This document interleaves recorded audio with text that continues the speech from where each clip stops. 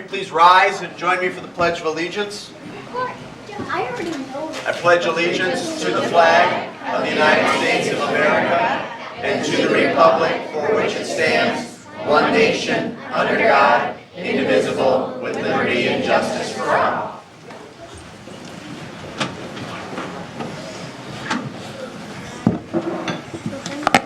We're delighted to have you all with us. In attendance this evening is myself, Mayor Morrow, Council Members Gearbaugh, McClellan, Mitchell, and Mayor Pro Tem Tahar. Council Members CO and Dillon will be absent this evening. From City staff, we have City Manager Campbell, Deputy Clerk Bloom, City Treasurer Bennett, Parks and Rec Director Scruggs, Wastewater Treatment Superintendent Skull, and I'm sure a variety of other staff members here as well. As Brian Rubel from Tetra Tech is also joining us. Those of you in the audience, if you'd be so kind to sign in the back to my left, we would appreciate that. And at this time, the chair would entertain a motion to approve the agenda as submitted unless there are amendments. So moved. As submitted, Ms. McClellan? As submitted. Is there a second? Second. Seconded by Mayor Pro Tem Tahar. Hearing no discussion, all those in favor of approving the agenda as submitted signify by saying aye. Aye. Opposed say nay. Ayes have it, the motion carries unanimously. How about a motion now to excuse the absence of Councilman CO and Councilwoman Dillon? So moved. Moved by Gearbaugh, is there a second? Second. Seconded by Councilwoman Mitchell. All those in favor of excusing our colleagues' absences signify by saying aye. Aye. Opposed say nay. Ayes have it, the motion carries unanimously. We come to the first of three presentations this evening. The first is the Saline B. Green Awards, and I believe we have two members of our Environmental Commission present, and Mayor Pro Tem Tahar, as the council liaison, would you like to join them up front? Yes, thank you very much. Okay. Gentlemen, the microphone is yours. You may actually wish to use the cordless mic over here. Let me grab that for you. You want to grab that, Ms. McClellan? Thank you.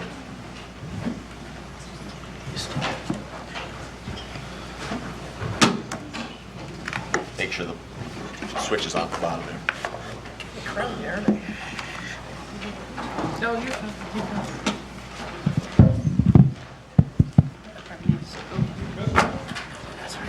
Thank you, Mayor and Council. Thank you very much. I'm Dennis Kittle. I chair the Saline Environmental Commission for 2017, and we're here today to present our second annual Saline Environmental Award.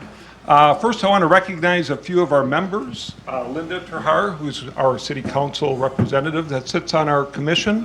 Bruce Westlake, who's been a longtime member. Also in the crowd, we have Bob Scull, who's been our city liaison for many years. Jessica Erdogander, did I say that correctly? I'm close. Is on our council. I see Tom Devaney, if you want to also. And who else? Anybody else here from the commission? Got a big crowd. You love engagement, right? Oh, Amy, yes, as our recorder each year. We also have past members. Michael McVeigh was a past member. He left us for bigger and better things on the education board. And Mary Hess is here, has been a past member as well. I don't want to miss anybody. Raise your hand. Okay, good. We'll get started right away here. Again, thank you for letting us participate here during the City Council meeting. Our first two award recognition, we want to give some special nomination recognition to our Summerfest and our Oktoberfest organizers. These two organizations have been running zero waste events in our Saline events, and it gives us, our residents and our visitors, a choice to recycle. So we want to bring, is there anybody here? Karen, I saw. Is Rebecca Schneider here? She's not. I represent Okay. Main Street as well as Summerfest. Fantastic. Okay. We have two certificates with our nomination, so this is the nomination level. And again, we want to recognize Summerfest first. giving our Saline residents an option to recycle at all of our events. And we'd like to have this at all of our city events. Great. Hi.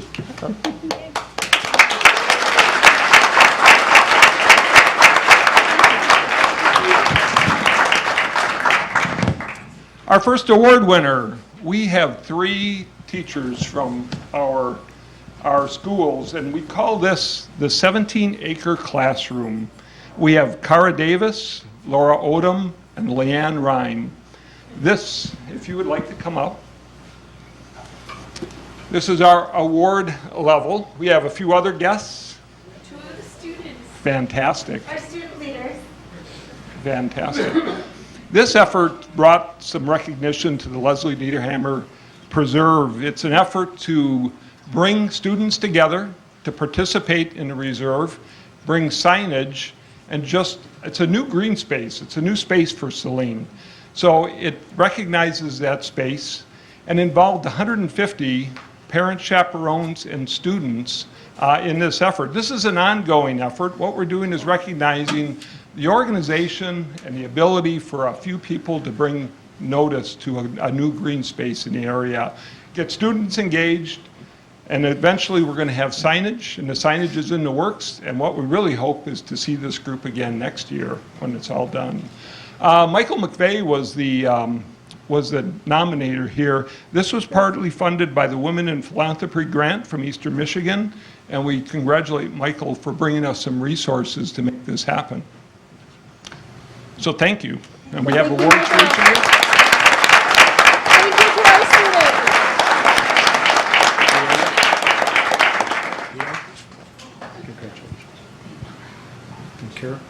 Thank you so much.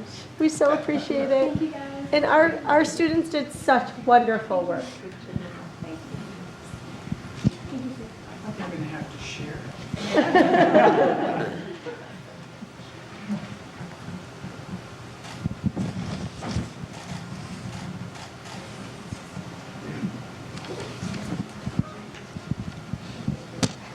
Thank you, everybody. Thank you.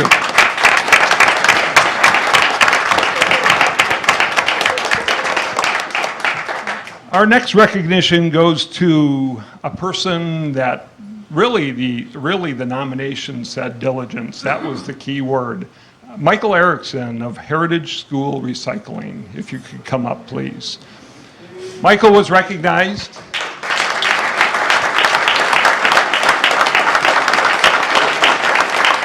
for his diligence, keeping the recycling program on track at Heritage High School, or Heritage School.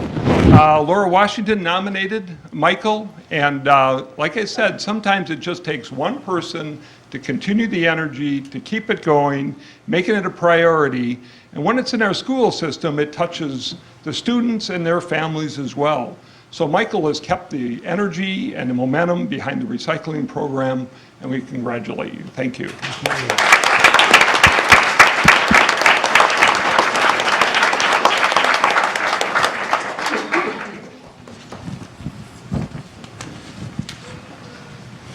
Next, I'll tell you, we heard about this story, and I think our whole commission loved this story from day one. This is Woodland Meadows Elementary School Trash Club. Here we have a group of students on their own, decided to start a club and start to collect trash during recess and sometimes on the way home. So if you'd like to come up, the members of this club are Isabel Udadengeren, Toby Schreck, Olivia Beretta, John Ronan, Kylie Marina, Henry Fuse, Emma Fraley.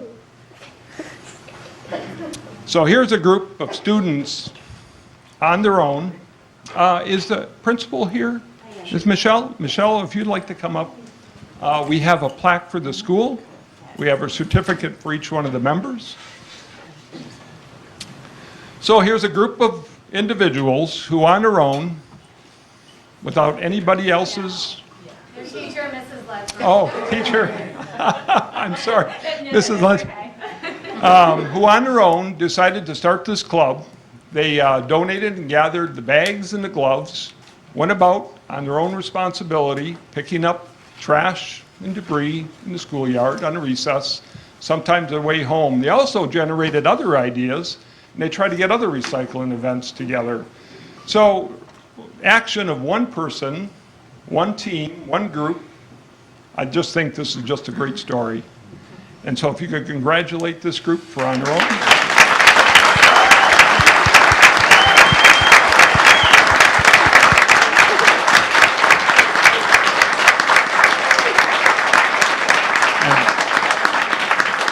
And you've got a few years left in school. I hope you can initiate more as you go through the school system.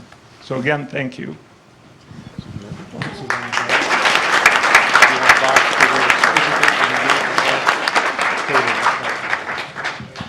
Our final award winner for the night is a business group. Is Julie McFarland here? Hi, Julie. This is McNaughton and Gunn Incorporated. They've been a long-time business in the Saline area, and they were nominated for the green printing and their whole culture about being a sustainable culture. I've talked to a few individuals who work. They all said the same thing. We talk about sustainability constantly in our business. But being part of the chain of custody for the Forest Stewardess Council for paper selection, for materials and raw materials, for printing, this is the type of friendly neighbor we want in our community. And they have many awards. You've also been part of the Washtenaw County Clean Awards, the water, the entire Washtenaw County, I'm missing the name here of,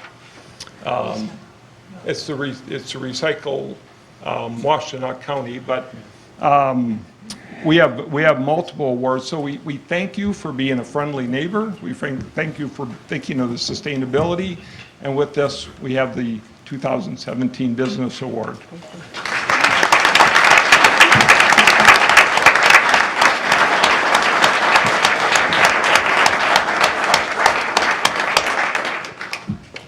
So again, thank you. Thank you, City Council. That wraps up our awards, and we hope that this word spreads and we get more nominees for 2018. Very good. Thank you. Thank you, Mr. Chairman. And again, let's give a warm round of applause to all of our winners this evening. Appreciate your efforts very much.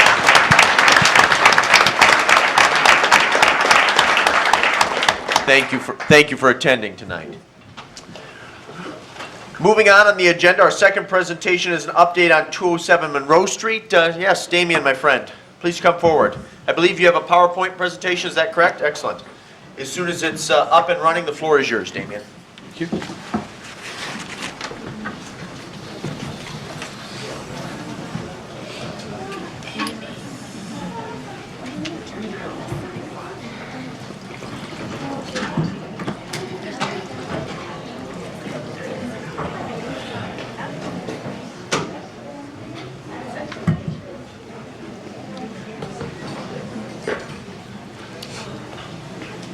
Okay, Whenever you're ready. thanks.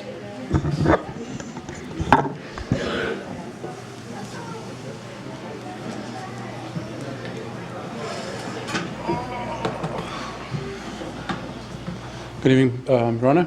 Good evening, council members. Todd as well. Well, no. Oh, there it is. Sorry, man. Some voice issues. I apologize in advance. Some of you probably know we've been through the ringer on this project, and I can answer any questions specific to that afterwards. But suffice to say, we're back this evening with a second scheme. We've been through about 8 variations to try to get to this point. This is, well, actually, the first thing I'd like to address is the house and the issue of demolition of the existing house. I know that I'm certainly feeling the pressure about getting it down. I understand that. I think we all have a shared goal to get it down.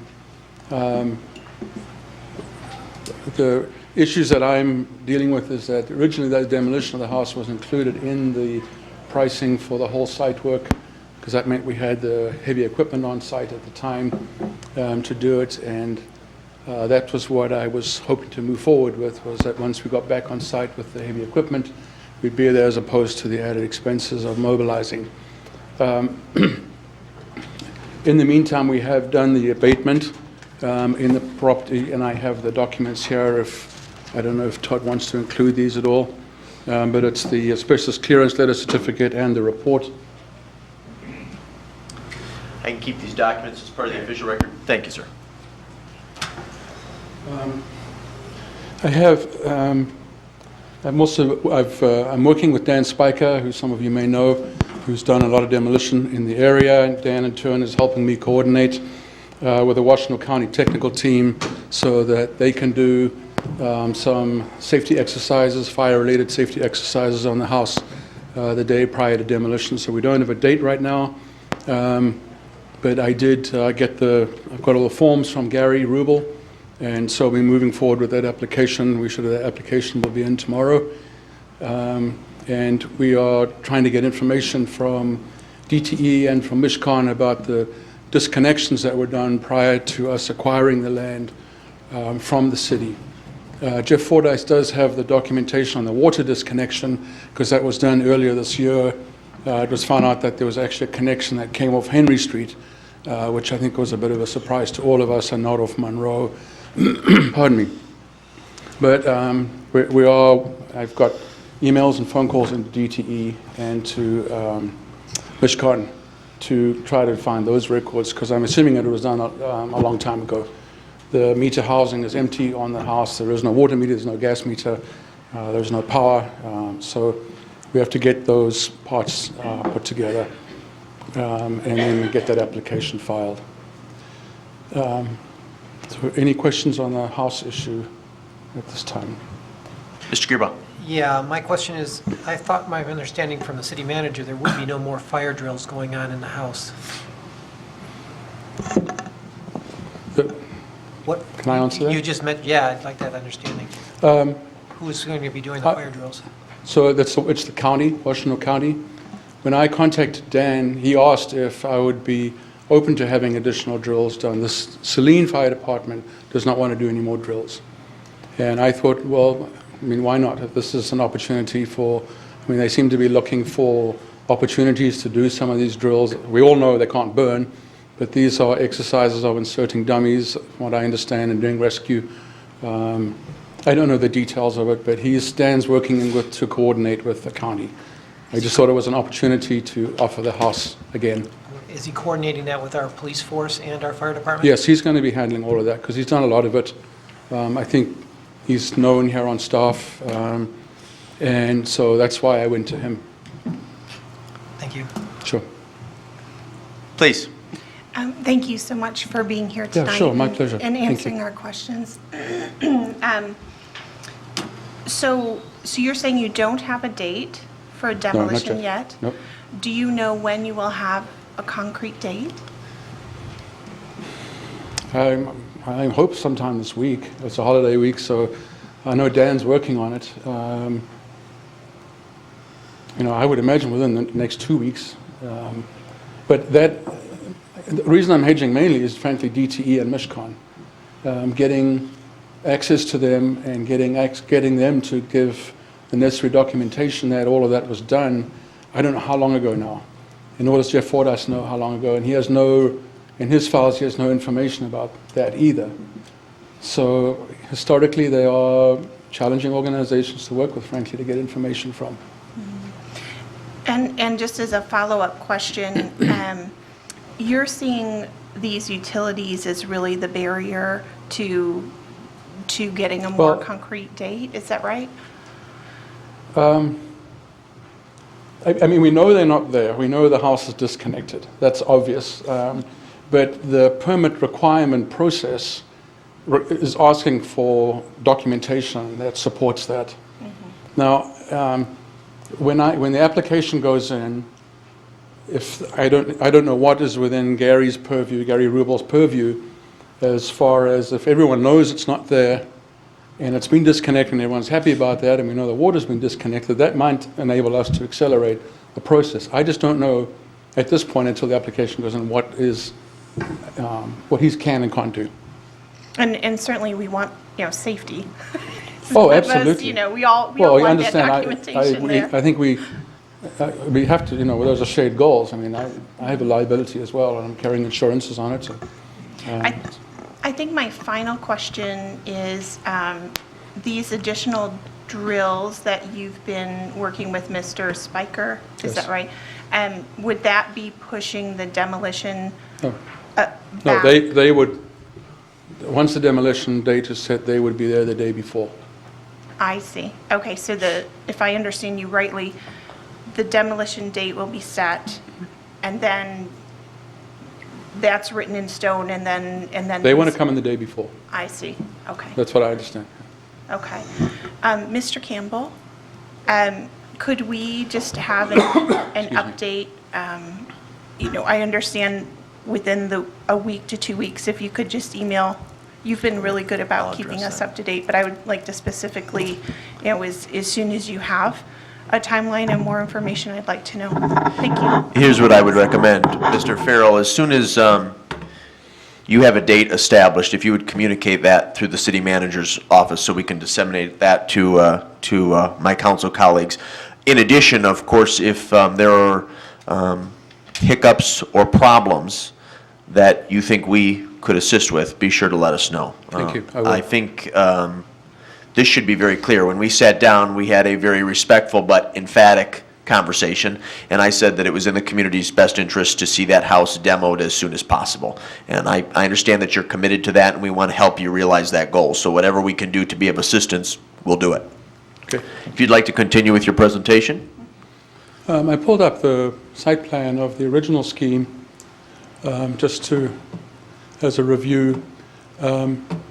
Two things I think that are important to look at as we went forward looking for a new solution.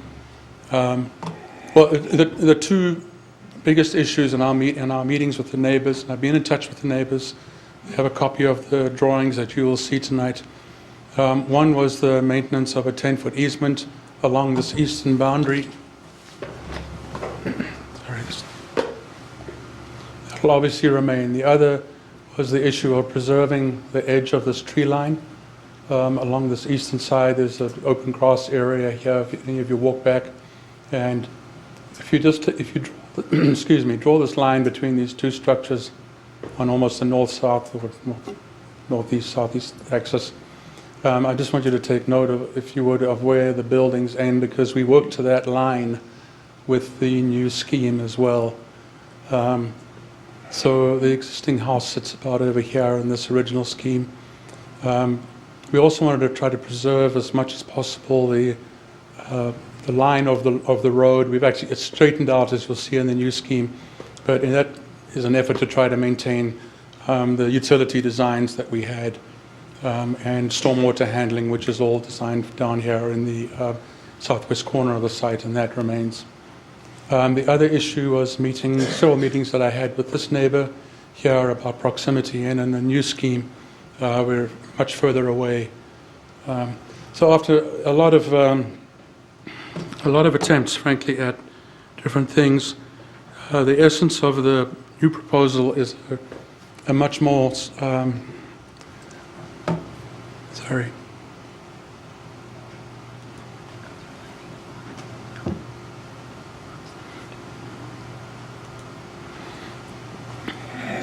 a lower scale scheme. It's a row house scheme is the way I would describe it. 2 stories, parking at grade with a 1-bedroom unit behind the parking, and then a 2-bedroom unit that spans above. So really it's a collection of 21 buildings with 2 units per building.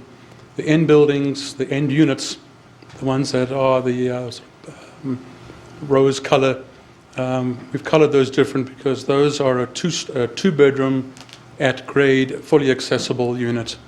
So those are the variations. So it's a 42-unit scheme, as I say, 2 stories.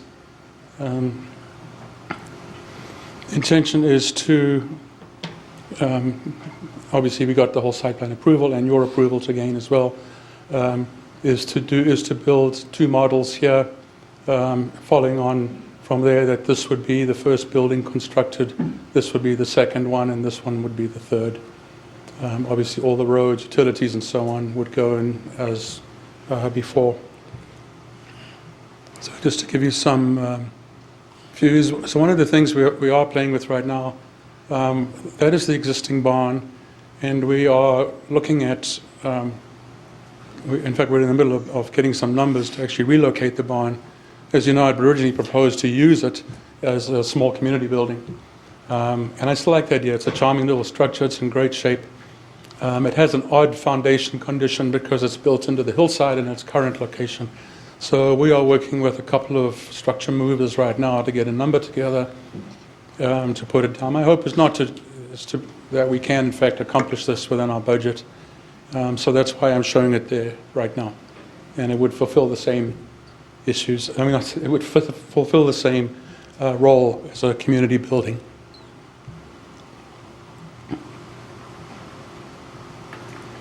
Just a view down the street, so you can start to get the feel of the row house idea. Go to fairly great lengths with the architecture to pull the second floor out over and put some pilasters against the wall to put the garage doors back, push them back visually as much as possible. Those of you who heard my presentations about the first scheme will know that the whole idea of garage doors and street frontage is very important to me in my architect role.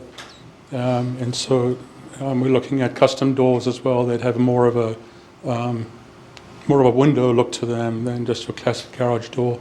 So there are these entry courtyards between each pair of buildings. And Midwestern Consulting are about to start their work pending tonight's meeting, obviously. And so those little green spaces we're going to look at with a lot of detail as far as the landscaping. But we're still continuing with the idea of of using rain gardens as some of our best practice methodologies that combine with the whole stormwater. So that gives you some sense of the architecture we're looking at. Same materials as before, 4x8 sheets of material like hardy board, and then varying the color. So each unit gets a lockable garage. They are long garages. They're 27 feet long so that there's storage in the front area of the garage and then a parking space in front. These are the backs of the units, if you will. See large windows, outside living space. There would be decks on the second floor as well. In this particular instance, it's up here behind the tree and up here. So every unit would have outdoor living with it as well. So just an aerial view. And you can see here, I think, the difference in the amount of space over here. And sorry, I can go back to the site plan if you want, and I can show you that it's the same line we're working to on the east side. So no more trees other than those that have been removed and ready for the first scheme. And that's it. Happy to obviously answer your questions. Very good. Thank you, Mr. Farrell. I would note for the public record that, again, to reference something that our guest said, this would, once the proposal is formalized, it will come back for City Council for review and approval, and then have to make its way through the normal planning process. And I'm not sure in its current configuration if it requires any variances, but it may. No, it does not. Okay. So it will not need to go to the Zoning Board of Appeals. We appreciate your presentation this evening. Let me start with Mayor Pro Tem Tahar. Do you have any questions for our guest? Yes, thank you, yes. And you mentioned having spoken with the neighbors. Have you spoken with the neighbors already? I'm working through Laura Gerbach on Marcana Court. She has been the liaison in the past, and she's going to play that role again. So I've sent her drawings, I've sent her this exact same presentation, and I've told her if they would like to meet, obviously I'm available to meet and go through it. Okay, so you haven't had any Haven't had that responses? meeting Okay. yet, no. But thank you for continuing of with course, that, absolutely. with that process of staying in touch Yeah. with the neighbors. That's it for me right now. Thank you, Mayor Pro Tem Tahar. Mr. Gearbaugh. At this point, I'm just more concerned with the house being torn down and this lot graded, so I have no comment at this point. Okay, Ms. McClellan? I would just ask that you would include the West Henry Street neighbors as well as the Marcana neighbors, because I know there's quite a few that would back up on West Henry and on Marcana. So just when we did the first community meetings, they were all included in that initial email chain that went out. Okay. We had people at the first, actually at both meetings, we had people from both streets attend. Okay. And then I know there was some height issues on the first plan. Are they the same height? No, it's a They're story shorter? lower. Okay. We had 2 levels of living over parking, and we were berming up around the parking to visually lower, if you will. Okay. But essentially it was 3 levels before. Okay. It's only 2, so I forget what our actual height is, but the maximum height here is 35 feet. Okay. We're at 18, about 24. Okay, because I know that was one of the It would take- concerns of the neighbors on Henry Street, because they were. No, it's a whole looking level over and lower. down. Yep. Okay, good. I think that's it for me right now. Thank you. Okay. Councilwoman Mitchell? Just a quick comment that I really appreciate, and I'm sorry for the delay that you had, and I appreciate that you have been pursuing this and really showing persistence, so thank you. I appreciate that. Yes, I would echo that sentiment, that we do appreciate your persistence. And as I expressed to you when we met for lunch several weeks ago, I like the way this looks, and I Thank like you. the feel. And what I found appealing about your presentation initially is that it will offer our residents something different than what currently exists in our housing stock. So keep plugging away, keep us in the loop, let us know what we need to do to be helpful, and of course, especially as it relates to the demo of that house. But we'll be in touch. Thank you, Damien. Thank you.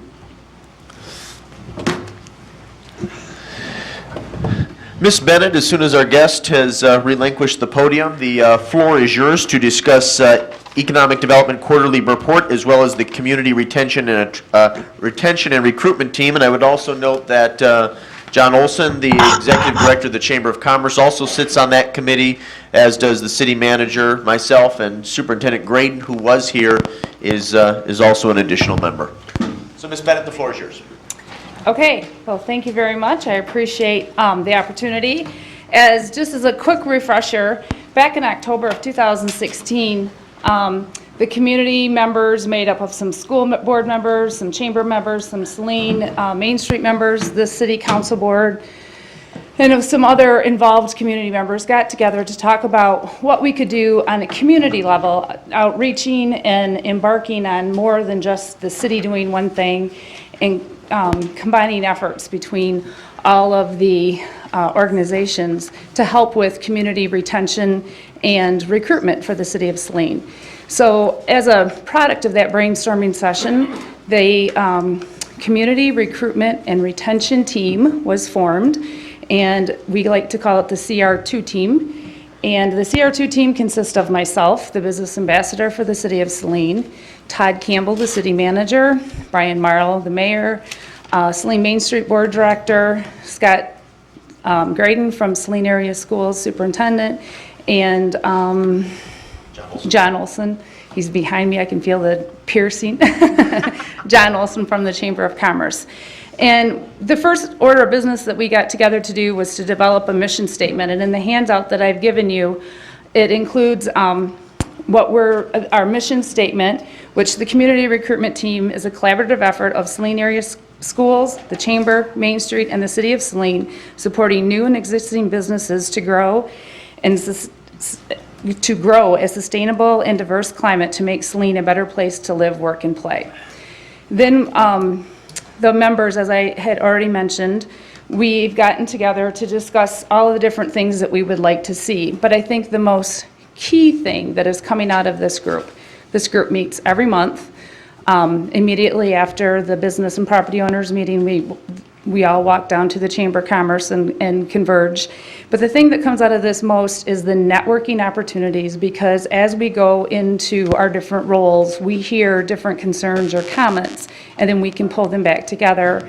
And possibly it's something that, Scott has heard at a school level, that maybe someone in the city, at a city level, or the chamber, or something like that, can take a little bit of attention to. As a result, this ties directly with my economic report, what is also attached. I don't normally review my economic report, I hand that out.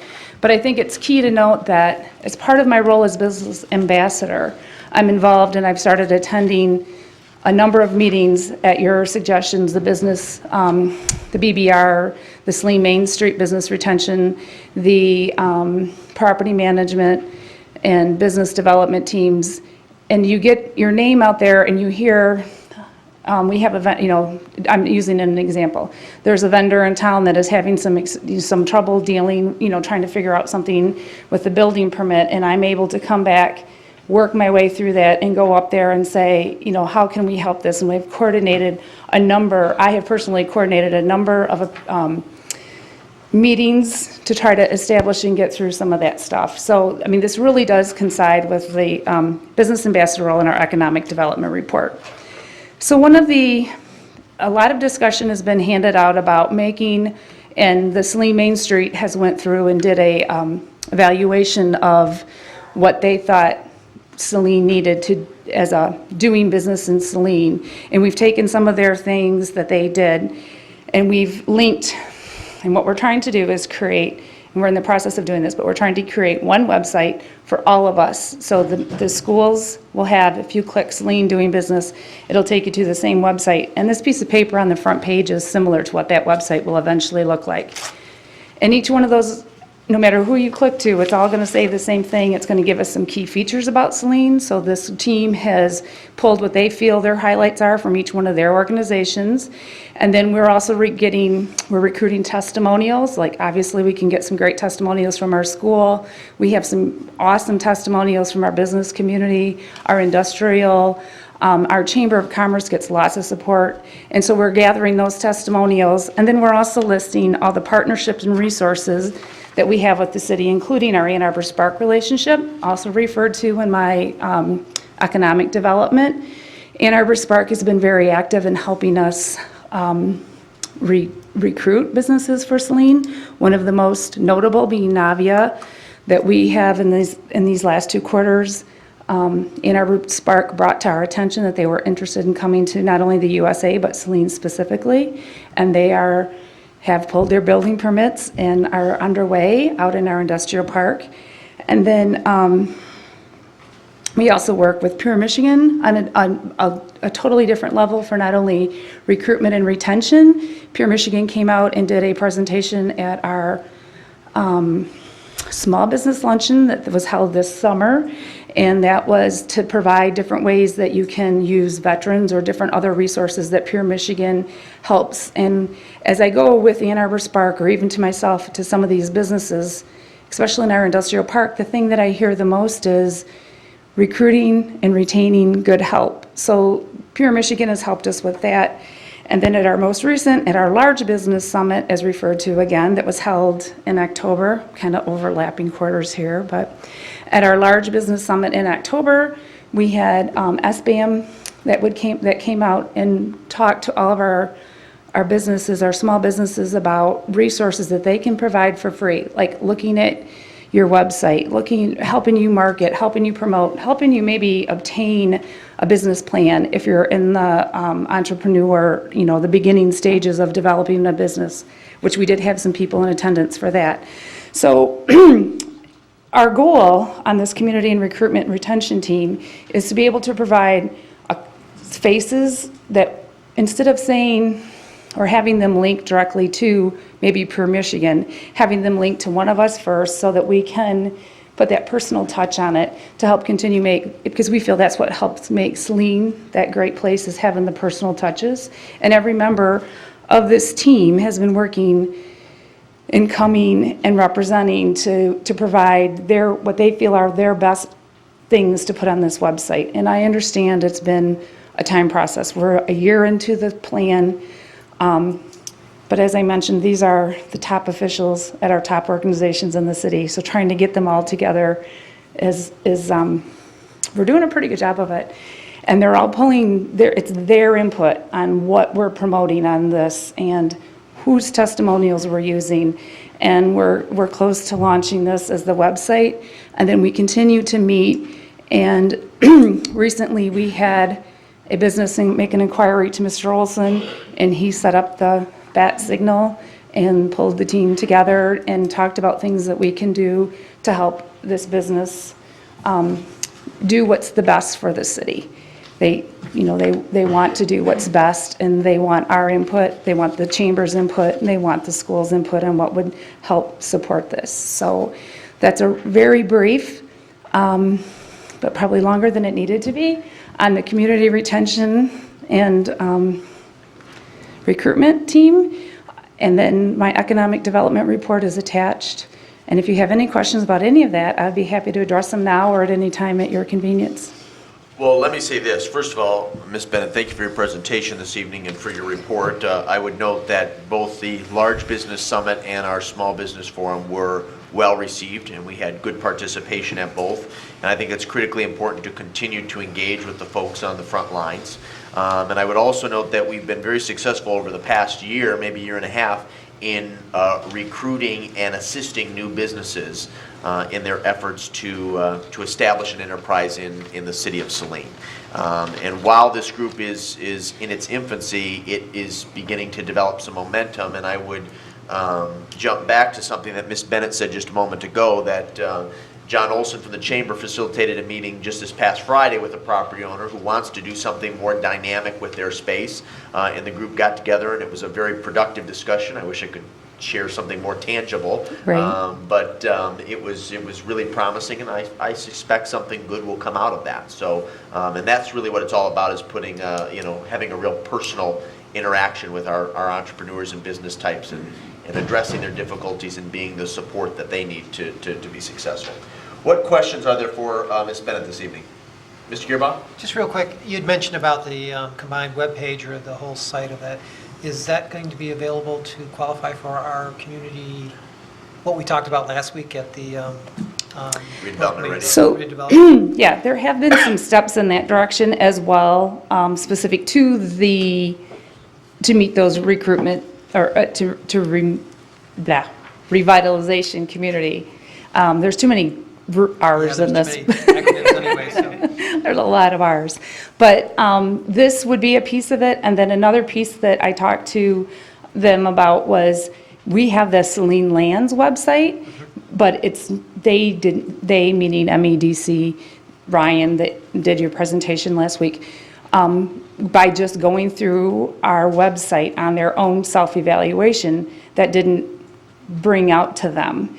MEDC obviously works very closely with Saline Main Street, and Saline Main Street does have a website where they have their businesses, and one of the suggestions they made was linking to that, which we are linked, but it's not as noticeable, and the same thing with the Saline Lands. So just little tweaks that having other outside parties look at that I think are obvious because I'm on that website all the time, that aren't so obvious.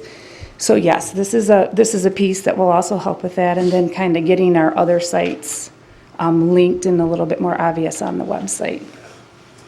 It's goes back to that networking thing. You have so many people now involved and funneling it through that it's like a light bulb goes off and goes, oh, that makes sense. Cool.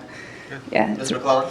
Yeah, just a quick question about the active art community. Is there potential that the Arts and Culture Commission could have a part or a subsection of that website? Because I know we have talked quite a bit and extensively at Arts and Culture about trying to find a way to make the Arts and Culture community board, so to speak. Linda probably. So these, yeah, this was just some of the things that, and I'll give credit, I mean, Saline Main Street had a team that went through and said, hey, here's some things that we think you should focus on. And so these are some of the bulleted items, and it probably would make sense that if there is anything that we can link at that point, that we would do that. So where I'm at on this website right now is sitting down with Chris Schonk in our department and the other organizations, and working on how we can get the same look and the feel, and then we'll start building it. But that's a great suggestion, and I will definitely link that to our arts. All these probably could have a link attached to it too. Additional questions? Thank you, Ms. Bennett. Thank you. Appreciate your time. Moving on the agenda, we come to citizen comments on agenda items. Under the Open Meetings Act, any citizen may come forward at this time, make comment or question on an item that appears on this agenda. Comments will be limited to 3 minutes per person. Anyone who would like to speak is requested but not required to state his or her name and address for the record. Mary Hess, and it is on the Capital Improvement Plan, page 4. On September 7th, Gary Rubel sent a report to the City Council stating that the drives in Oakwood Cemetery would cost $127,122.25 But in the capital improvements on page 4, it says $192,000. So I'm wondering what the difference is of the 65,000. Now, on other pages, there's 15,000 to do the church mausoleum, or mausoleum windows, and there's another 15,000 to remove the trees and the shrubs in the cemetery. But I think that's very important as far as the extra 65,000. That's found on your page 4 of capital improvement. The other thing is, I was here last week and read, I thought, a nice request to advance the searchlight for the church services Christmas Eve. I will be going to the November 30th code enforcement to appeal, but then that has to go to the Planning Commission December 13th. Then it goes back to City Council if all these steps are approved, December 18th. And I've already put out $200, and I have to put out another $200 on December 1st. So thank you all for your kindness and addressing this from June, but you win. I throw in the towel. Are there additional citizen comments? No, then we'll proceed to the consent agenda. The following consent agenda will normally be adopted without discussion. However, at the request of any citizen or council member, any item may be removed from the consent agenda for council discussion. Yeah, I would like to, excuse me, Mayor, I'd like to remove consent item 17-96, items C and E. 96, C, and E. And C17-195. Okay, they will be the first items under new business. Those will be 3 separate motions. Is everyone cognizant of what Mr. Gearbaugh has removed? Yes. C and E, and then C-17-195. Is there a motion then to approve the consent agenda as amended? Moved. Moved by Tahar, is that a second by Mitchell? Mitchell? Thank you. All those in favor of approving the consent agenda as amended signify by saying aye. Aye. Opposed, say nay. Ayes have it, the motion carries unanimously. We move on to public hearing 17-103. This is wastewater treatment plant SRF loans supplement. The first motion will be a motion to open the public hearing, affording the public an opportunity to speak to this matter if they wish. Move to open public hearing? Moved by McClellan to open the public hearing. Is there a second? Second. Seconded by Mayor Pro Tem Tahar. All those in favor of opening the public hearing at, what would that be, 8:22 p.m. signify by saying aye. Aye. Opposed, say nay. Ayes have it. Public hearing is now open. Is there anyone who wishes to speak? Mr. Do you want to speak now? I guess it doesn't matter. No, why don't you speak on the third motion? Very good. Okay. Yes, do you want to speak?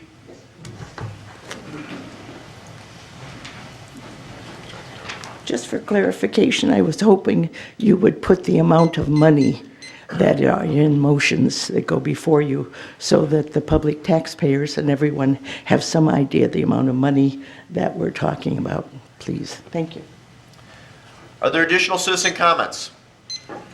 Then how about a motion to close the public hearing? So moved. Moved by Gearboss, seconded by Tahar to close the public hearing at 8:23 p.m. All those in favor signify by saying aye. Aye. Opposed, say nay.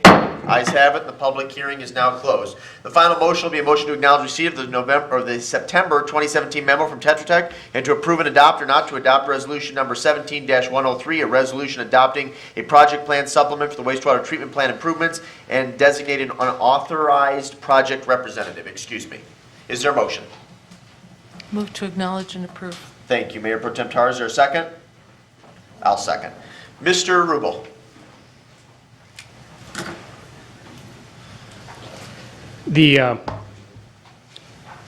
The project plan process requires me to read a brief summary of the project. Per statute, please. I apologize, it'll be fairly dry wording, but I'll go through it fairly Been through quickly. it before. We understand Yeah. it's an obligatory thing. So the City of Saline has prepared a project plan for wastewater system improvements, which is part of the planning documents for the Michigan Department of Environmental Quality's low-interest state revolving fund loan. The project plan evaluates cost-effective improvements to the wastewater system. A public hearing is a regulatory requirement for a complete project plan. The project plan adopted in June reflected preliminary findings from Webster Environmental Study. The Michigan DEQ ranked the project and found Saline eligible for funding.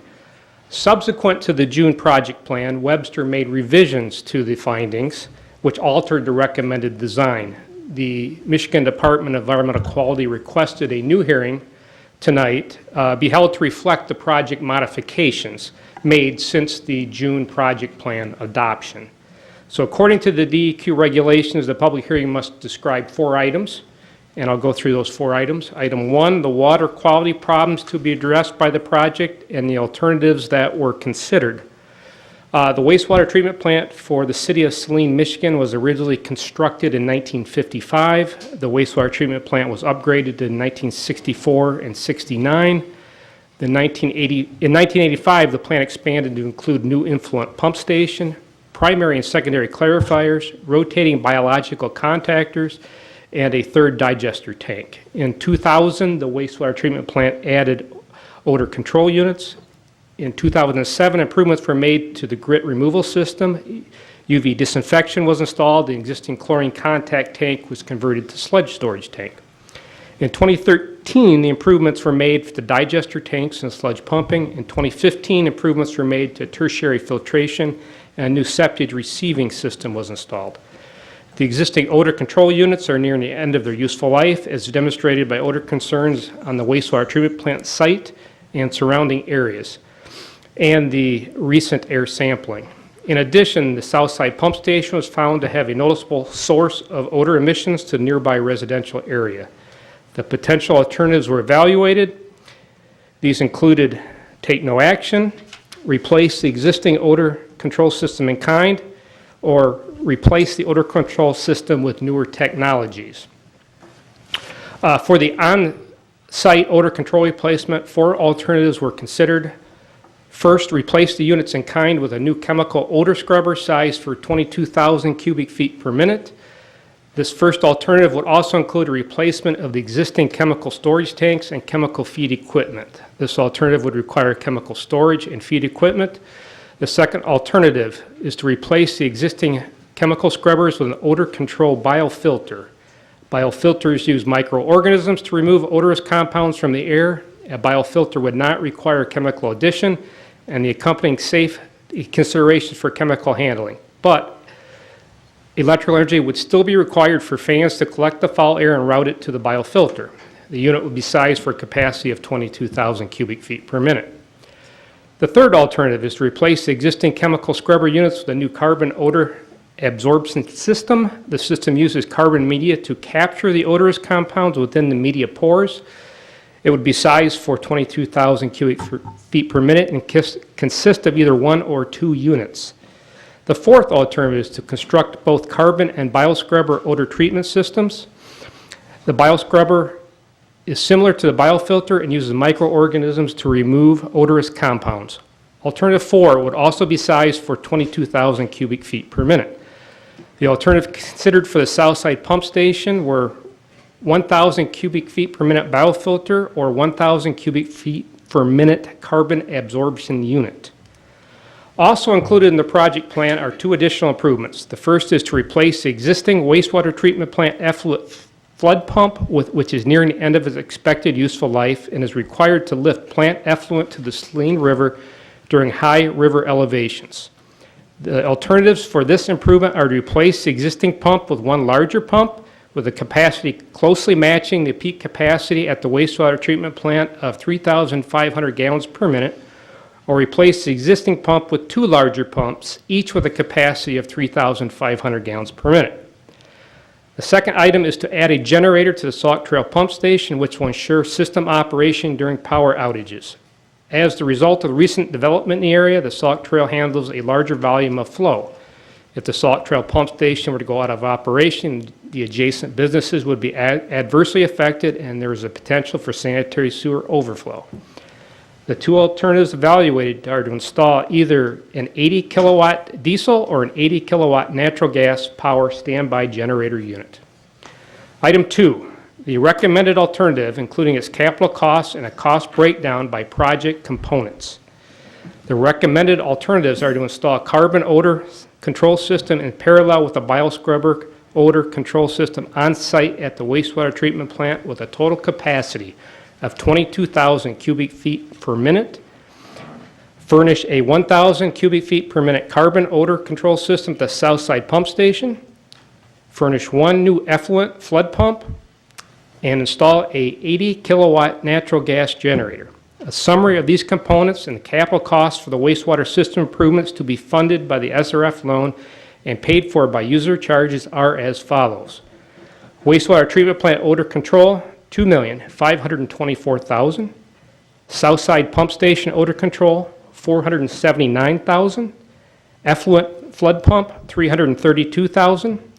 Sauk Trail pump station natural gas generator, $172,000.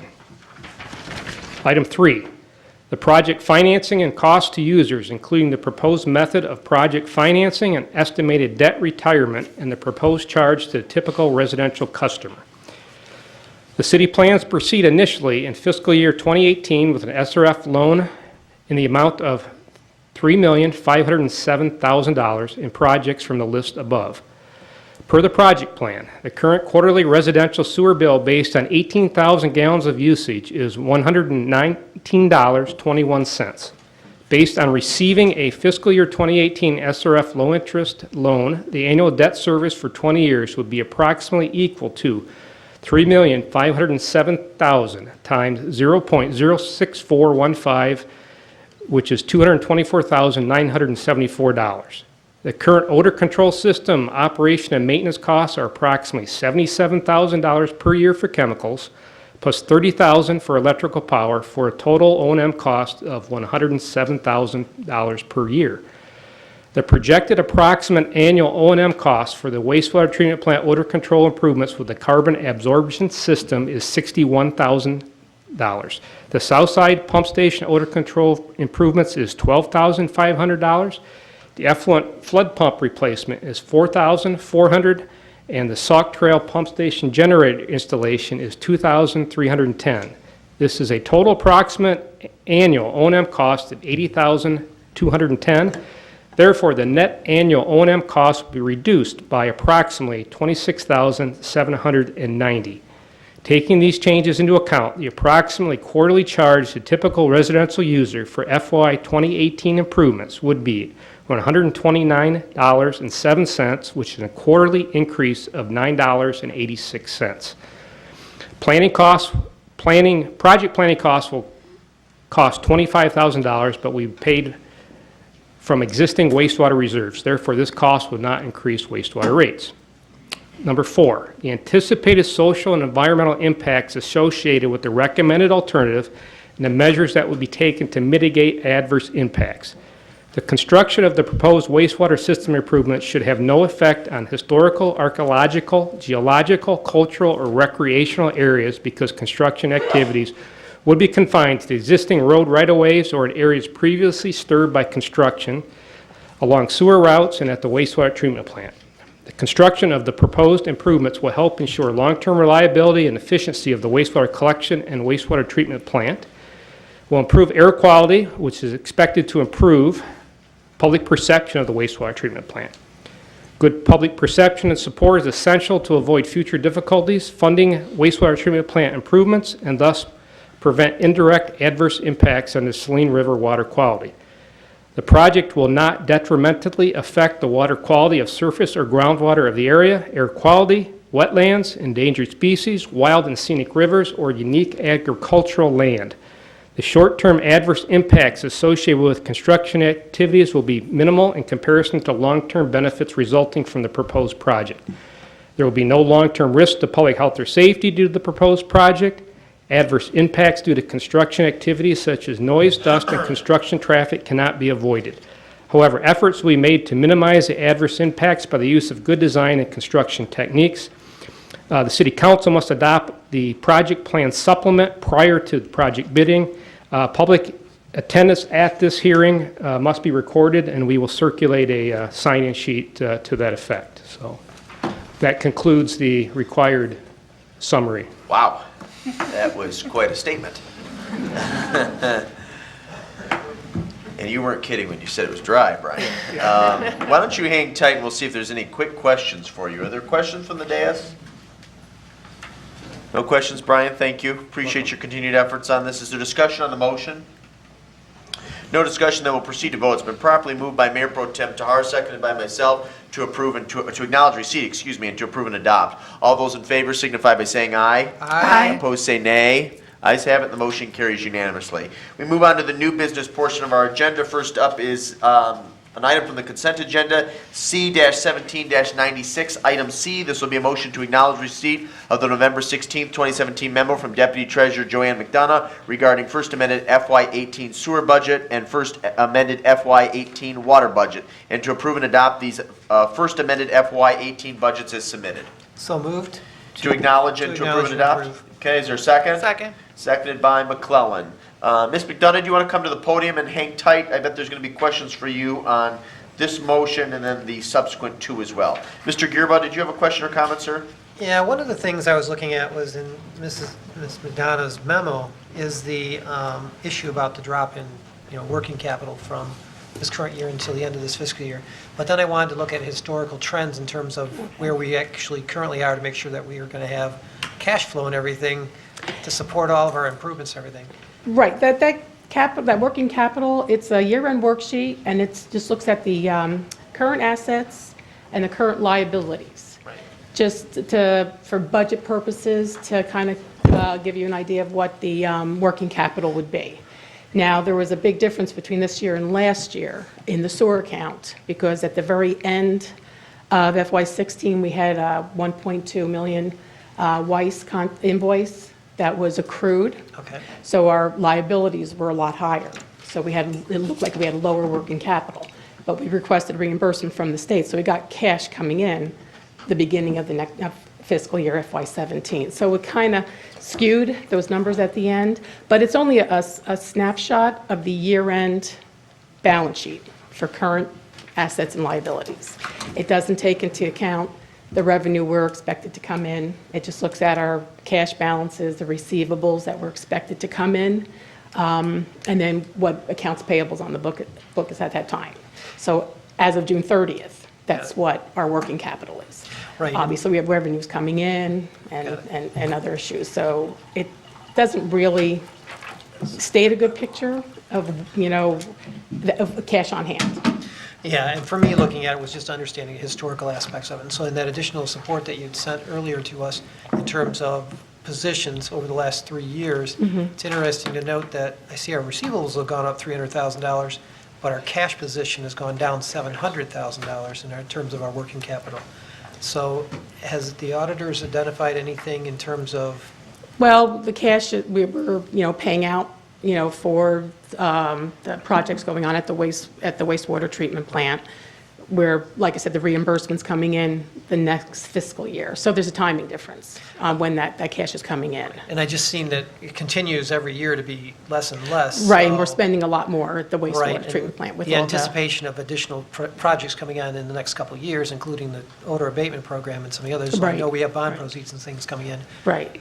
And so those will be also built into the rate study, Right. so that we generate the amount of revenue that we needed to substantiate all And these that's why I wanted to payments. make sure in my, pulling this aside was to make sure that we're looking at our rates and the idea of how we're going to implement those, because there were motions that were made to postpone some of the rates increases from 1 year to 3 to 5.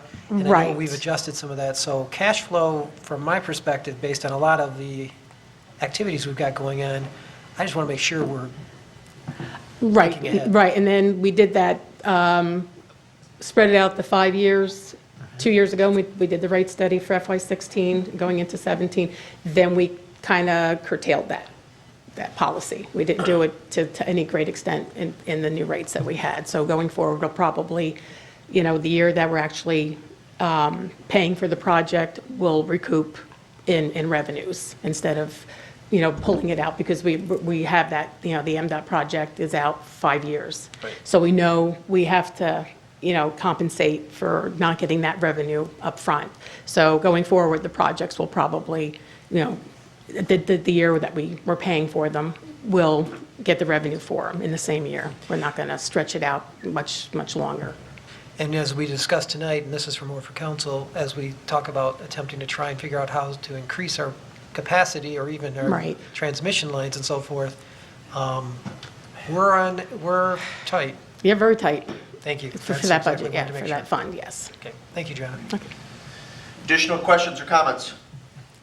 Then we'll proceed to vote. It's been properly moved by Gearboss, seconded by McClellan, to acknowledge receipt and to approve and adopt. All those in favor signify by saying aye. Aye. Opposed, say nay. Ayes have it, the motion carries unanimously. Motion E will be a motion to acknowledge receipt of the November 16, 2017 memo from Deputy Treasurer Joanne McDonough regarding first amended FY18 general fund budget and to approve and adopt the first amended FY18 general fund budget as submitted. So moved to approve and adopt And to acknowledge receipt. and acknowledge. Thank you, Mr. Gearboss. Is there a second? Second. Seconded by Councilwoman Mitchell.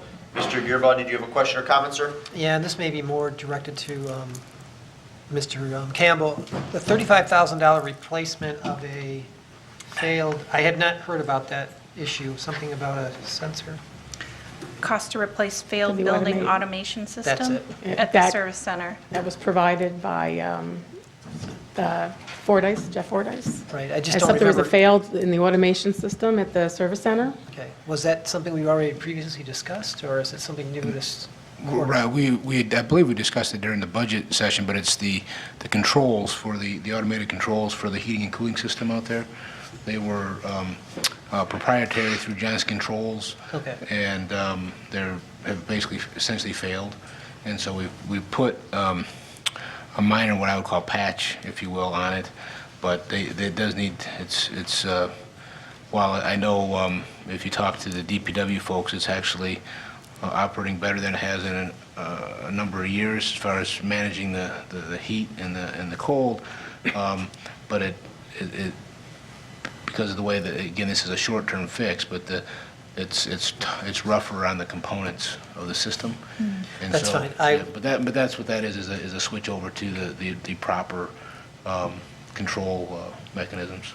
There was an attachment where it indicated that the cost was part of a total police project thing, and I thought that was, maybe, that must be a typo somewhere in one of your subschedules where it was listing out the expenditures. It might be in the capital report. That was, I just wanted to clarify that. I thought maybe it was something to do with police station something, but. it appears Oh, it's just a DPW. subtotal. It says Yeah. it's DPW, it says police, yeah. It Okay. should be the DPW on page 26 of 26. Yep, Yeah. page 26, Okay. 26, yep. Additional questions? Subsequent discussion? Then we'll proceed to vote. It's been properly moved by Gearboss, seconded by Mitchell, to acknowledge receipt and to approve and adopt. All those in favor signify by saying aye. Aye. Opposed, say nay. Ayes have it, the motion carries unanimously. We move on to item C-17-195, a motion to acknowledge receipt of the November 16, 2017 memo from Deputy Treasurer Joanne McDonough to approve the Capital Improvements Program CIP document as submitted. Move to approve? Acknowledge receipt Your and Honor. approved by Gearboss. Is there a second? Your Honor. Yes. I'm so sorry. I'm getting used to my tablet, and I'm just trying to, I've got one tab with an agenda and another, and I'm just trying to follow you, and it's taking me just a minute. I'm so sorry. If I can have a minute to pull up. No, I just need a second, though, for this motion. Second. Seconded by Ms. Tahar. We're on, so it was an item that was moved from the consent agenda. It's C-17-95. It's a motion to acknowledge receipt of the November 16, 2017 memo from Deputy Treasurer Joanne McDonough and to approve the Capital Improvements Program CIP document as submitted. Moved by Gearboss, seconded by Ms. Tahar. Mr. Gearboss, you had a question or comment? And actually, I think you answered my question, which was, partly was the $35,000 question that I had on that. The other thing I wanted, because this is only approved annually. Right. I wanted to have it more adopted, not on the consent agenda, but to have it adopted on the main agenda. Okay. Again, I wanted to identify is the intended projects that are in there, significantly the funding for water improvement, that's going to be corresponding, I believe, with some street improvements or whatever, like the North Ann Arbor Street, and there were some other ones, Harper Street, are going to have costs and things that, have we already set aside the funds to address those outlays or not? I did give Gary Rubel, in my estimate, based on the ending fund balance coming into 17, a list of projects that we could start and finish, but then we could not, according to the CIP document, projects that are in 19 that can't be started because they can't be finished in FY '20. So we would have to meet and discuss, which projects have to go on the back burner or what kind of financing would have to be addressed to cover all the projects that are in there. From your perspective in this, looking at this plan, are the expenditures that we are projecting appropriately in the right columns, or do they need to be moved out even? They do need to be moved out. The projects that are in 18 can be completed, the second part, like usually it's design and a little bit of construction in the current year. Those projects, we should have enough funds to finish them. He's got a handful of them. But then there's a whole other list of FY19 projects that start in 19 and finish in 20. That can't be done. So they would all have to be moved, or we have to come up with a financing solution. So looking at this for FY18, is only for F18, you feel this document is properly reflective of 18? Correct, yes. I would add, and this will be an item that we will discuss perhaps at length at our goal and strategy session, but as many of you know, hopefully everybody knows, our funding stream for infrastructure projects is not sustainable. Actually, the funding doesn't really exist. And so we need to identify a long-term sustainable funding stream to meet our infrastructure needs, and that's been a topic that I've been trying to solicit public input on. But it will be something that we visit during our goal and strategy sessions as a council, and hopefully can develop some consensus and a path to move forward. Please. Just a note on the CIP is as we know, it's a 6-year plan, and it's not unique to have things on there that, it's a planning document, right? It's living, breathing, it's flexible, it gets changed from year to year. We wanted to get this officially adopted, so then actually we're going to make a change that we will put this forth during the regular operating budget. And so this would be, the idea would be, the intent would be that it would be adopted at the same time as the operating budget. So we will provide you an updated going forward. But again, like I said, those things, that's an annual process that we do, is we evaluate and we take things that are maybe in the current year or the next couple of years, and we have to modify. Maybe one of those things needs to be moved up, maybe they need to be pushed back. It just depends on what the needs are and, of course, what the resources are. I was just going to add, make sure that the message that Todd just said, but we also, the CIP document is what is presented by the department heads, by our engineering, by our departments, and then when we put that in with the budget, that's when reality hits and things have to move. We adopt a 1-year budget, and then the other stuff we address each year. So yes, while we're projecting the columns could be off, we hope not. We hope that by then we can get some input and we can come up with a resolution or somehow that we can fund these projects, because these are the needs as they're presented by our engineering department and our planning commission, and that is a requirement of, this document is to have their input as well. So that's why they're reflected there. And then when we start putting the numbers to it, that's when they have to shift. But the FY18, and this is the curve that we're learning on. The FY18 in the future, as Todd alluded to, once we adopt the next year's FY19 budget, we're also going to adopt the capital improvement plan at that time, knowing that they're both tools, working documents that are going to be adjusted, and each year we'll have to review every one of those columns and move them out. Right, and I just wanted to make sure that our most current year, we don't anticipate Yes. any major change in it, just because I know we can only do a year forward, but I always want to make sure that whatever we're adopting at this point in time is the most accurate that we know of at this point. Right, which is why I think it's crucial that we adopt it at the same time we do the budget, so that, because we could just hold this thing out forever until we're done with our final amended budget. But we have to do it, it's a requirement of our community approval, our readiness rehabilitation, that we have this document approved, and because we haven't done FY18s. So I would like to, in the future, do it with our budget, so then. Sounds like a good idea. So that we can keep them together. Because 5 years from now, when somebody looks at, their FY18 budget was this, but their capital improvement was this, well, it was at the amendment time, so they should be put together going forward. Good idea, thank you.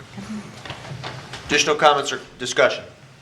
No, then we'll proceed to vote. It's been properly moved by Gearboss, seconded by Tahar to acknowledge receipt and to approve. All those in favor signify by saying aye. Aye. Opposed say nay. Ayes have it, the motion carries unanimously. Mrs. Bennett, you might want to hang up or stay on deck because you're up next under new business.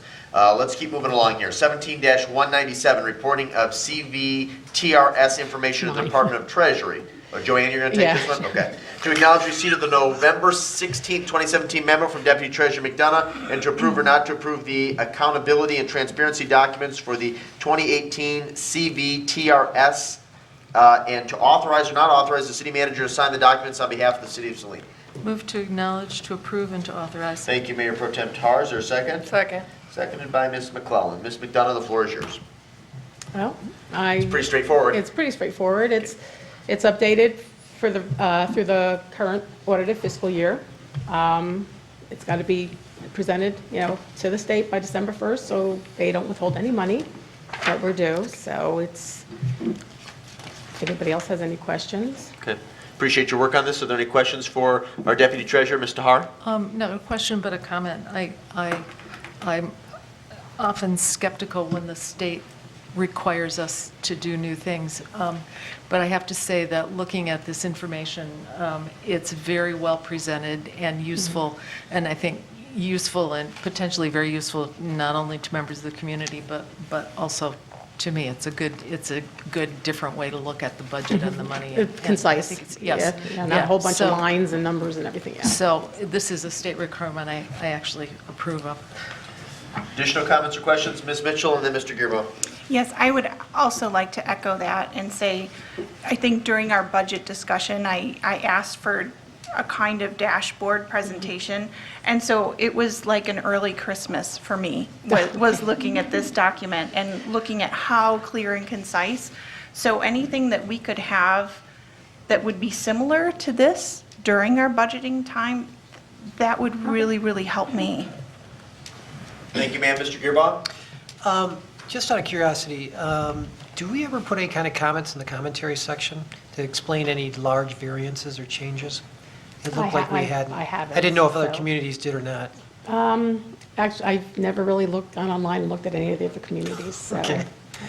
I just, when you're looking at it, normally any kind of, well, being my background in finance and stuff, but that normally you'd have some comments in case there's any major variances, especially when it's only a 2-year comparison. Yeah. So when you can't tell, like when we did our big MDOT project, that may trigger some of our down arrows Right. that are on there. So Right, looking yeah. at maybe noting those in cases. Okay, yeah. Especially even, the only other one I saw was, I think it was our pension, our OPEB was up though, at least for our benefits Right. liability. So Well, 'cause that we was had good to that see little it up prepaid at arrow the end instead of of the year. down. Yeah, we got extra, so. Thank you. Okay.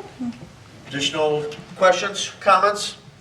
Then we'll proceed to vote. It's been properly moved by Tahar, seconded by McClellan to acknowledge, to approve, and to authorize. All those in favor signify by saying aye. Aye. Opposed say nay. Ayes have it. The motion carries unanimously. We move on to new business item 17-198. This is healthcare renewal, an item we discussed at our most recent work meeting. This will be a motion to acknowledge receipt of the November 16, 2017 memo from City Manager Campbell and to approve or not to approve the Employee Healthcare Committee recommendations. Move to acknowledge receipt and approve. Thank you, Ms. McClellan. Is there a second? Second? Seconded by Ms. Mitchell. Mr. Campbell, do you have any brief comments? Yes. We do have our guests from Capnick. Welcome. You're invited to come forward to the podium. Thank you, Mr. Mayor. So as Mayor Morrow alluded, we discussed this at the work session last Monday. And so Beth Madziar, I got it right 2 in a row, right? Dave Hunziker, both from Capnick, helped us out, of course, with our proposed Blue Cross Blue Shield health insurance renewal, which also includes dental and optical for active employees as well as retirees. And so, unless there's questions to me, Beth was just going to do an overview and then do our best to answer any questions. You want to do a very brief overview? Okay. So nothing has changed since the work session last week. There was a premium decrease of around 4.5% for the medical, dental, vision, and life insurance premiums. That's offset by the PA 152 increase of 3.4%. So overall, it would be a difference, a cost to the city of $12,260. Questions for our guests from Capnick or for our city manager? Thank you very much. Appreciate it. Appreciate your continued work on our behalf. Any subsequent discussion on the motion? Mr. Gearbaugh. I requested some additional information at our last meeting, and I didn't actually get that, the breakout I had requested. Part of my concern, and as I've mentioned this for the last 3 years, 1 year we had a savings, last year we didn't, this year we have savings, but the costs that we're going to increase is as a result of the 3.4% increase on the cap. We're not getting any better on, we only have 30% of our OPEB set aside. We only have 67% of our pension set aside. I'm still concerned, and I have been concerned, that we continue to not hold a steady line, but continue to move that line backwards at times when we have the ability to save funds. Again, I think this is part of that situation. We don't have to increase the 3.4%. We can, but we don't have to. We could have made it a nice even zero increase in impact, and that would have at least given us a $12,000 additional funding to go towards benefits. We can keep kicking the can down the road, but at some point, we're going to have to bite the bullet and do it. So as my approach on this one, I can't accept this at this point. I want to make sure that we're doing as much as we can, and I know we're looking at addressing retiree benefits, which is part of it, but we have some extremely good benefits. We are higher payer than our competitive cities. We saw that in a recent document. So I'm just trying to make the board even, and so that all of our employees will benefit down the future. So at this point, I will not be supporting this motion. Additional discussion? Then we'll proceed to vote. It's been properly moved by McClellan, seconded by Mitchell, to acknowledge receipt and to approve. All those in favor signify by saying aye. Aye. Opposed, say nay. Nay. Ayes have it, and the motion carries. Thank you both. Appreciate it. We move on to new business item 17-199. This is Rec Center roof repairs, payment number 1. This will be a motion to acknowledge receipt of the November 14th, 2017 memo from Parks and Rec Director Scruggs and to approve or not to approve pay request number 1 to CEI in the amount of $373,862.84. Move to acknowledge and approve. Thank you, Councilwoman Mitchell. Is there a second? Second. Seconded by Mayor Pro Tem Tars. Ms. Scruggs still here? Gonna grab her. Thank you, Mr. Peters. Or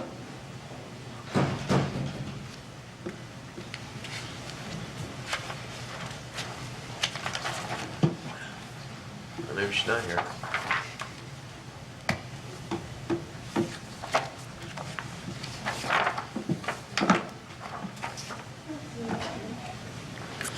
Well, we're not going to wait. What questions do council members have? Perhaps Mr. Campbell or somebody else on staff can answer it, although I will state for the record her memoranda was pretty straightforward.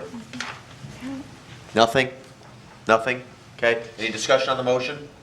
Then we'll proceed to vote. It's been properly moved by Mitchell, seconded by Tahar to acknowledge receipt and to approve. All those in favor signify by saying aye. Aye. Opposed, say nay. Ayes have it. The motion carries unanimously.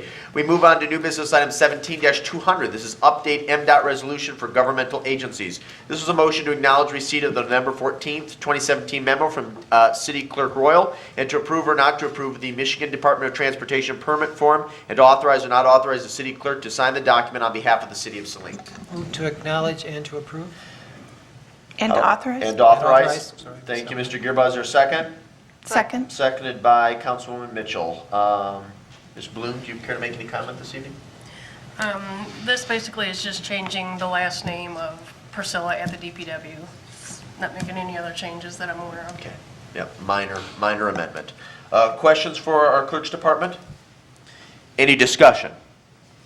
Then we'll proceed to vote. It's been properly moved by Gearbaugh, seconded by Mitchell to acknowledge receipt, to approve, and to authorize. All those in favor signify by saying aye. Aye. Opposed, say nay. Ayes have it, and the motion carries unanimously.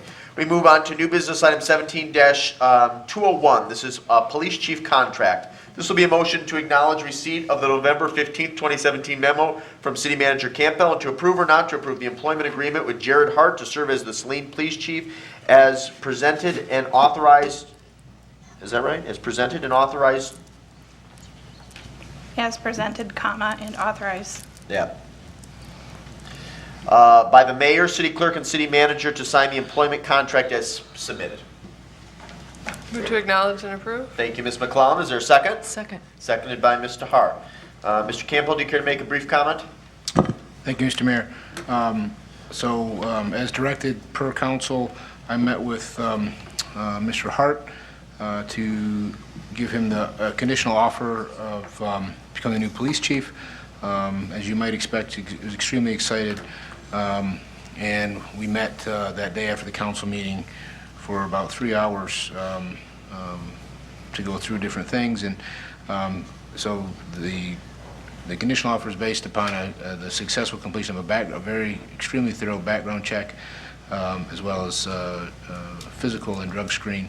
And so those are in process, and I'm hoping to potentially sometime next week receive that. So looking forward to that. So as proposed, part of this, of course, is an employment agreement. The police chief is in our non-union pay scale is a grade 4, and so and then we have a total of 9 steps. And talking with him, it's less. What's proposed is less than what he's making now, but there's the bottom line that he could go, which is be step 4, which would be a annual salary of $97,160. And this would be proposed to go for, instead of your typical 12-month, this would go for 1.5 years. So this would be the same until, at least until June 30th, 2019, when we typically do our other changes, if there are any. And of course, also with the part of this is the change that we made a few years ago for non-union folks for a pension would be the hybrid pension benefit, which is part defined benefit, part defined contribution, and then the same benefits all the other non-union employees get, and which again the new hires. So like our most recent Chief Rennick had the hybrid, our city clerk has the hybrid, our deputy treasurer has the hybrid. So the newer hires for their pension vehicle. But then again, like I said, the health insurance, sick time, vacation, for all those types of things are all the same. So I'll do my best to answer any questions. Questions for the city manager, Ms. Mitchell? Actually, I have a question for my colleagues, Your Honor. Please. So this is regarding the contract on page 2, item number 7, labeled termination by the city and severance pay. This body had a work meeting to discuss severance pay for a different class of employee, and we were looking at having some type of step system or a length of time related to severance pay. And this is a different class of employee, but anything from that discussion is not reflected here. Mr. Campbell, so is it true that with this contract, we could have, this is nothing to do with Mr. Hart in specific. This is a general conversation. I should have started off by saying that. So if we have a candidate who accepts the job and is here for 30 days, would that individual collect 6 months severance pay if we terminate? Is that correct? They could, as long as it's not for cause. If it's for cause, then no, they wouldn't. I see. So, and I would note too, while we had a work meeting to discuss this matter, we have yet to actually change the policy. And actually later tonight, as part of the discussion portion of today's agenda, I will be distributing a proposed policy that reflects the consensus that was developed by City Council at those 2 work meetings. It's been reviewed by the city manager. Mayor Pro Tem Tahar also took a look at it for me. But we're still having to abide by existing policy. And I would also note, and the city manager can correct me if I'm wrong, even if the new policy were implemented, it doesn't change anything for Mr. Hart. Well, that's my understanding of the discussions that Councilmember Mitchell is mentioning. That was my understanding. I appreciate that clarification, especially the timeline and the changes. So I guess I'm just interested from my colleagues, is this a concern for anybody else, or are we ready to say, hit the rubber stamp? I'd like to hear some other opinions. Well, all I can say is it's not going to, the way the policy has been drafted by Mr. Gerard, which you'll see in just a moment, it doesn't change anything for this particular position. And the other point that I would make is, while I don't necessarily subscribe 100% to the existing policy, it's important to follow the rules that are currently implemented. I mean, I'm very emphatic about that. You can obviously protest and disagree and petition that a rule be changed, but as long as the rule is in place, it has to be followed. Sure. And I appreciate that. Being newer, I appreciate that information. I'm looking for an equal application. I'm looking forward to when we can practice a more equal application of the philosophy that we discussed at that work meeting. Sure. Anybody else have thoughts on that matter, Mr. Gearbaugh?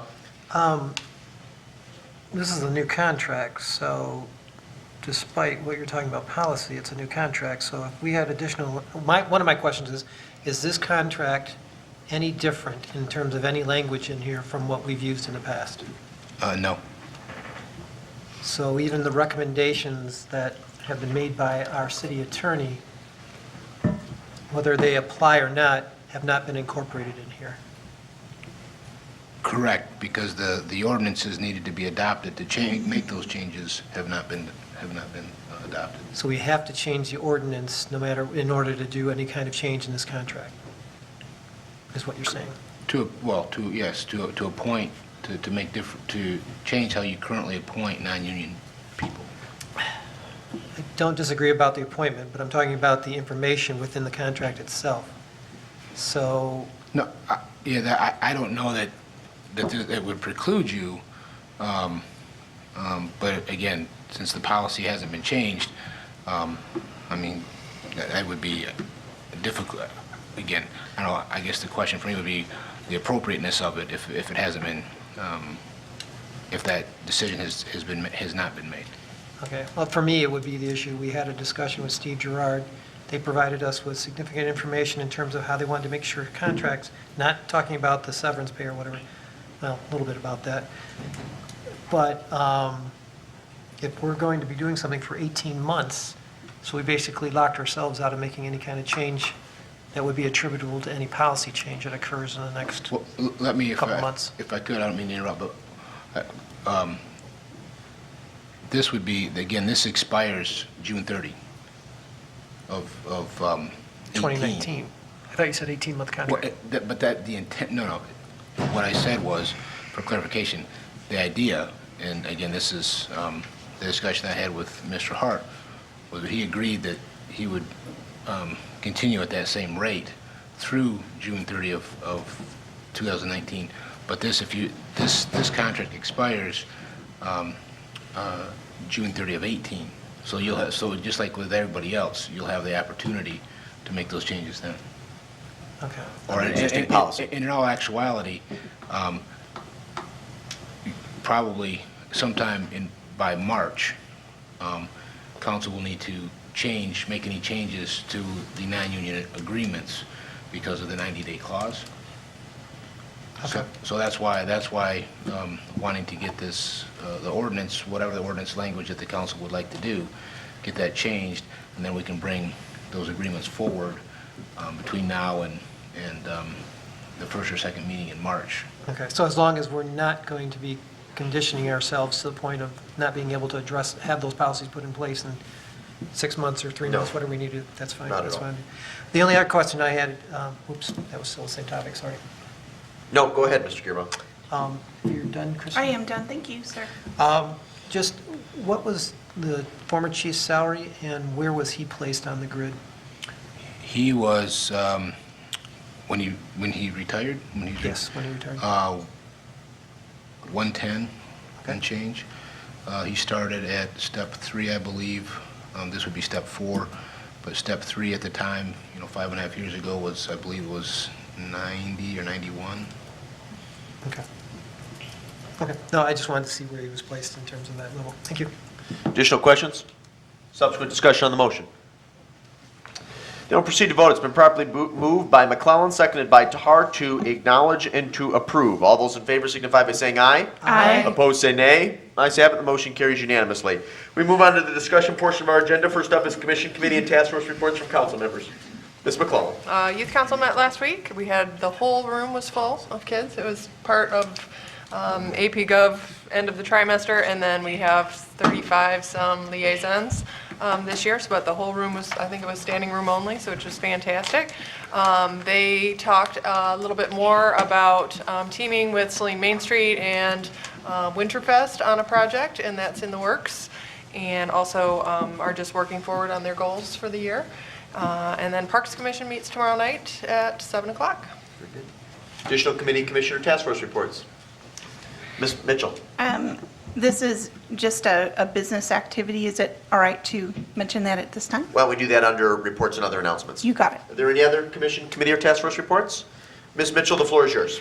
Under reports and announcements. So I attended the North Ann Arbor kind of Christmas open house, and I'm very pleased to see those businesses thriving and busy, and I want to encourage members of our audience, if they haven't been downtown, to see some of these new businesses. The ones specifically were the Cheese Shop, McPherson's Local, and then Sweet Leilani's. And I just want to, there's a lot of really neat stuff downtown, and it's gratifying to see a busy downtown again. Indeed. Thank you. Additional reports or announcements? Well, this is what I referenced earlier, and I'll give you a hard copy. Mr. Har, I think you already have one, but I'll give you another. If you'd like an electronic copy, please contact the clerk's office, and they'd be happy to provide you one. This is what was provided to the city manager and I from Steve Gerard regarding the appointment of officers. This would be the ordinance change. I'm not submitting it for discussion this evening, but what I would request is that you take a look at it, prepare any questions or comments that you may have. It will be a discussion item at our next meeting on December 4th. Assuming that there's consensus to adopt this, it will be an action item at our subsequent meeting on December the 18th. And we'll make sure that Councilwoman Dillon and Councilmember Seal also have an opportunity to review this document prior to our next meeting. If there are no additional reports or announcements, Mr. Skull, do you want to give us a brief update on the wastewater treatment plant?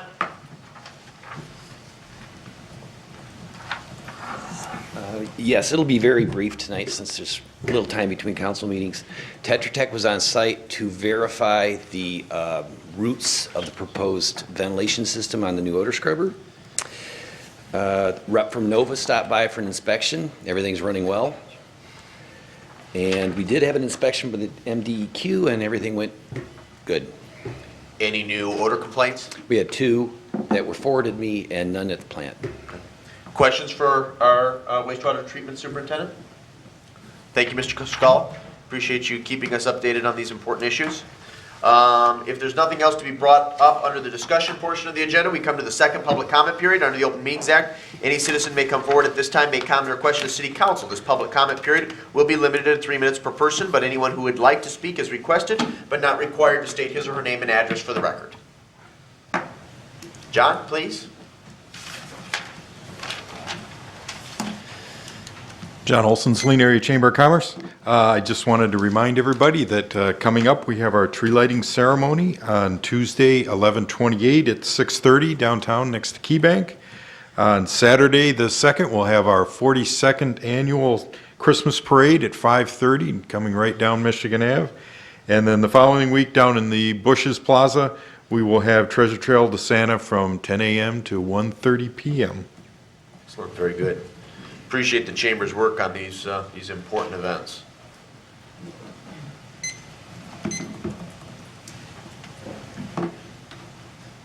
Additional citizen comments, Mr. Land. Hello. You want me to distribute those? Yes, I'd love it if you would. I'd be happy to.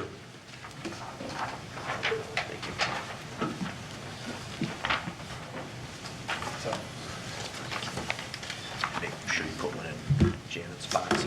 My name is Todd Lands. I'm a 21-year resident of Saline, and I'm also currently the Rotary Club president. We came up with an idea not only for beautification, but also as a fundraiser for Rotary. We'd like to install a historical-looking clock downtown somewhere. I talked to the mayor today briefly, talked to Mr. Roble downstairs, also talked to Mr. Fordyce, and it looks like I'll need to next talk to MDOT. But I'm looking for your guys' support in the future. This is just a preliminary plan. We're not sure where it'll go, One of my committee members wants a 4-sided clock. I think we can do with a 2-sided clock, but I think it'd be a nice addition to our downtown landscape. Any questions from you guys? I know you haven't had a chance to look at it. So feel free to reach out to me anytime. You know where to find me, and I'll be back. Great. Thanks, Todd. Oh, and I want to say Troop 457 is well represented here today. Indeed they are. We appreciate all I these think young they're men, here to get their participating. citizenship merit badge. Yeah. Todd, thank you for your work on this. I think this would be a great addition to the downtown. Needless to say, we'll have to determine a location and work with MDOT to get approval to place something in there right away. This will be brought back for future discussion, but we appreciate you presenting it this evening. Thank you for your time. Additional citizen comments? Mayor, I would just like to thank the Boy Scouts for helping set up the extra chairs tonight. Yes, thank you, gentlemen. We appreciate it. Is there anything further to be brought before Saline City Council this evening? Then please note our 2 upcoming meetings. We've already excused the absences of Councilwoman Dillon and Councilman Seo, so the chair would entertain a motion to adjourn at 9:14 p.m. So moved. Moved by Tahar. Is there a second? Second. Seconded by McClellan. All those in favor of adjourning signify by saying aye. Aye. Opposed say nay. Ayes have it. This meeting is adjourned.